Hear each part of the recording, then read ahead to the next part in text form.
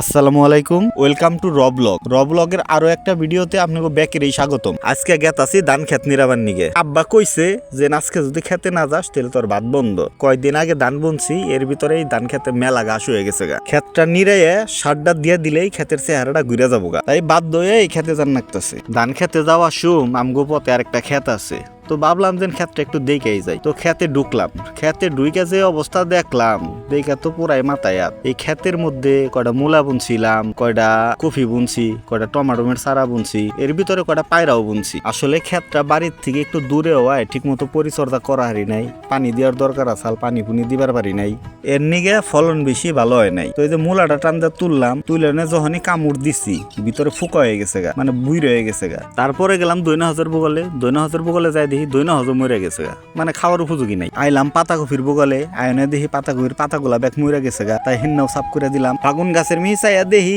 একবারে টেমে ধরে গেছে গা, তো পানি না পাইয়া একটু বড় হয় নাই, আর কি বাগুন ধরবো। পায়রা গুনা হইছে মোটামুটি, কিন্তু যা আশা করছিলাম তাও হয় নাই। যাই খাওয়া চলবো নি, যাইগে যে কামে আইছি সেই কামে যাই। আব্বম্বরে একা একা খেত নিরাইতেছে, আবার রাগি শুরু করে দিল নাকি। তো দেখতে দেখতে খেতের বগলে আয়া পড়লাম, ওইটা দেখা যাইতাছে আব্বা খেত নিরাইতেছে। তো আমি আর দেরি না কইরা খেতে নেমে পড়লাম। আঙ্গো খেতটা স্টেশনের বগলে, তো স্টেশনের বগলে হওয়াতে একটা জিনিস সুবিধা হয়েছে, খেতের থেকে যত ট্রেন যায় দেখা যায়, একবারে মনোরম প্রাকৃতিক পরিবেশ, সুন্দর জায়গা, মাঝে মধ্যে ট্রেনের শব্দটা ভালোই লাগে। নিরানোর পরে গাছটা যে বাইরিল, এটা পাড়া দিয়েই ক্ষেতের মধ্যে ডাবায় থইলা, তাতে আপনার ক্ষেতের আইলগুলা ময়লাকরণ লাগলো না, পাশাপাশি এটা পয়সা খেতেই সার হয়ে থাকতো। অনেকেই মনে করা হারুন কৃষি কামটা ছোট একটা কাম, আসলে কিন্তু তা না। আপনারা গভীরভাবে যদি ভাইবে দেখুন, তাইলে দেখ পাইন কৃষি কামটা সব কামের উপরে। আপনি আমি যত বড় চাকরি করি না কে, কৃষক যদি ফসল না ফলাইতো তাইলে আপনার আমার পেটে খাবার জুটতো না। আমার বাপে কৃষক, আমার দাদাইও কৃষক আসাল, আমিও কৃষি কাজ করি, এতে কোনো লজ্জা নাই।